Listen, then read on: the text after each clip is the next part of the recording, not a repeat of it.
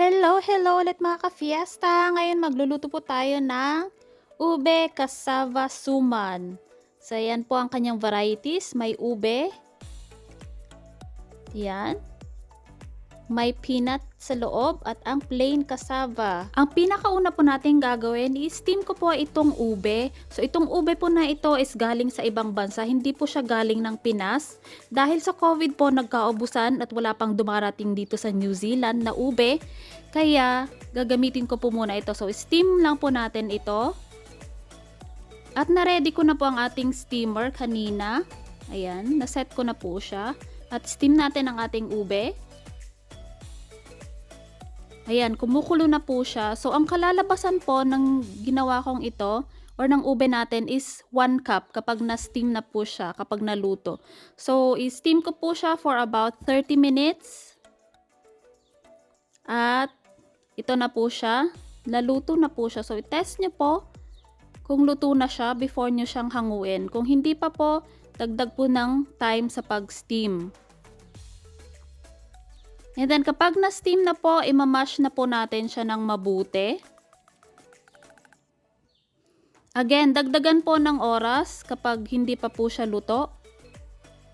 So sa akin po is 30 minutes ko siyang na-steam. At ito na ang kanyang itsura. So iset aside muna natin ito. And then gawin na natin ang ating cassava. So itong cassavang ito, kapag na-grate na siya, is magiging 2 cups po siya. Ayan. I-grate lang po natin siya. So, sinipag po akong mag-grate ngayon. Meron na pong nakapack na nag-grate siya pero mas gusto ko pong gamitin ito ngayon. For our ube, cassava, suman. So, tutuloy ko lang pong gawin ito. At tatapusin ko lang po siya.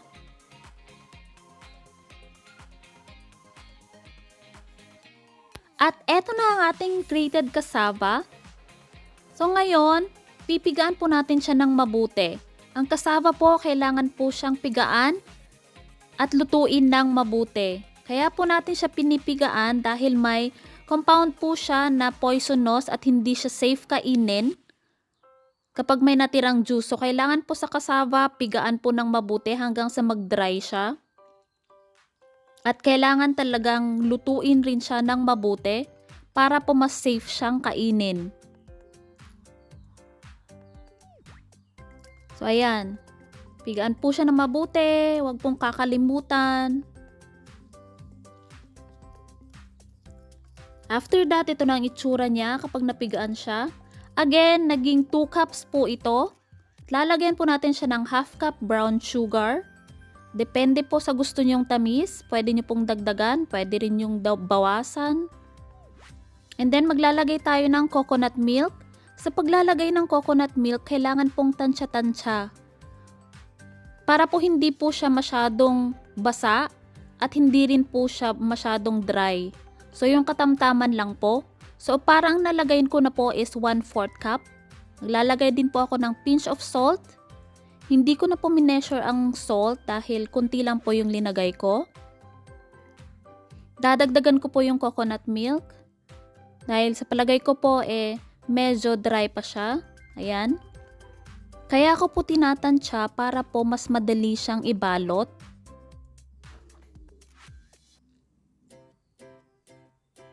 Ayan. Ito na po ang itsura niya. At na-prepare ko na rin po ang ating banana leaves. So, napunasan ko na po ito at ipapadaan po natin siya sa apoy. So, mahinang apoy lang po para hindi siya masunog. Again, kaya po natin ito ginagawa para rin po malinis yung ating banana leaves.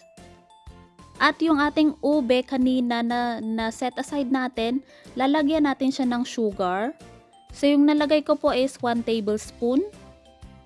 At lalagyan din natin ng 2 tablespoon na coconut milk. Again, 1 cup lang po itong aking ube. So, depende po sa gusto nyong tamis at tansya rin po sa coconut milk. Huwag pong masyadong basa para mas madali nyo po siyang ilagay sa inyong ibabalot kapag ibabalot nyo na po. So, ito na po siya. Ihalo po ng mabuti.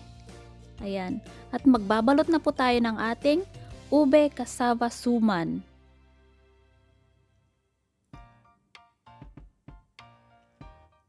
Start na po tayo. So, ito na ang ating banana leaf. Maglagay po tayo. Naglalagay po ako usually ng 2 tablespoons. So, depende po rin po sa inyo kung gaano kadami ang gusto nyong ilagay. Kung mas malalaking suman ang gusto nyo. At maglalagay ako ng ube. So, marami po kayong varieties na pwedeng gawin dito. Pwedeng ipalaman nyo po yung ube. Or pwede pong unahin nyo yung ube. Ayan, balutin nyo po ng mabuti. At huwag kalimutang magtira ng space sa kanyang sides para po ma-fold nyo yung inyong balot. Ayan, ito po ang itsura niya. Then gagawa po ulit tayo ng ibang variety or iba yung para maiba lang po yung looks ng ating suman. So ito po, naglagay ulit ako ng plain na suman. Ay nung ating cassava, sorry. And then maglalagay po ako ng ube at imimix ko po siya.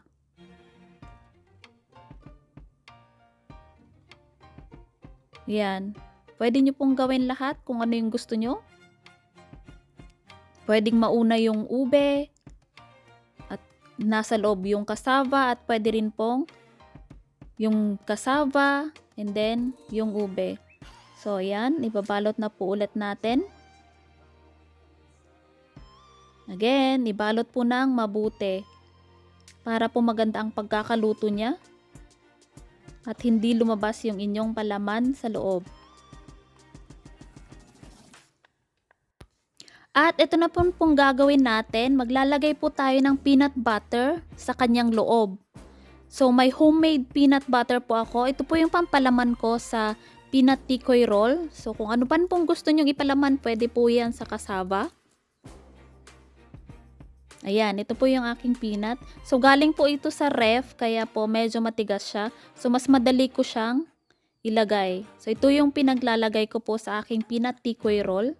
So, huwag niyo pong kalimutang panoorin din po yung ibang videos natin sa ating peanut tikoy roll. So, ayan. Gaya rin po ng ginagawa natin. I-roll nyo lang po siya. Medyo napunit po yung aking banana leaf. Dahil ito po, frozen din po ang aming banana leaf dito. Wala pong fresh. So, make sure na nabalot din siya ng mabuti. At eto na yung sinasabi ko po na pwede nyo unahin yung ube. So, ayan. Spread nyo lang po siya. At ilalagay nyo po yung inyong cassava sa loob niya. Makikita nyo po lahat yan sa itsura niya. So, tatanggalin ko po lahat yung kanyang balot para makita po natin kung ano yung itsura niya.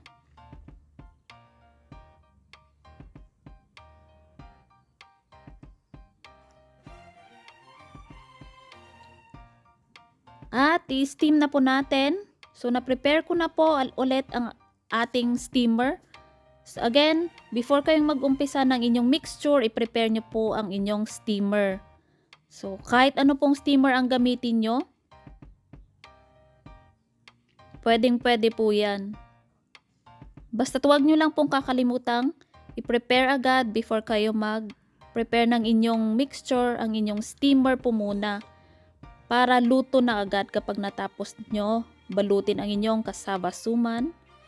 At i-steam ko po ito for about 1 hour. After 1 hour, ito na po siya. Yan, luto na ang ating ube cassava suman. Yan. Ito po yung mixture, yung nag-mix po ako. Yung hinalo ko po siya, yung ube at saka suman.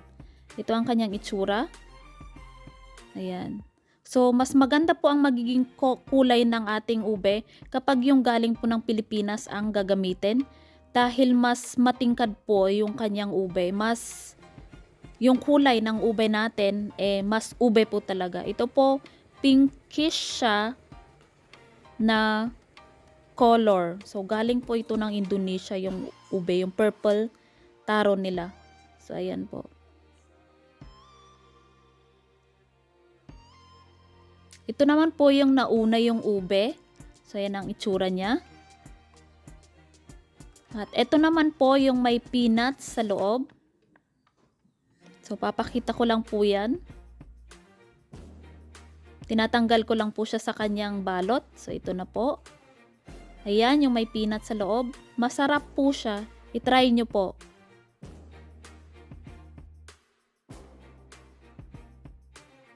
So, ito na yung mga cassava natin. Ito yung plain.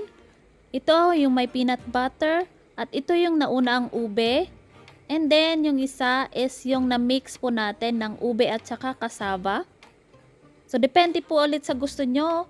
At maraming salamat pong muli sa panonood sa ating video. Hanggang sa susunod po nating videos. God bless po sa inyo. Please don't forget po to subscribe to our channel mga ka-fiesta. See you on our next videos.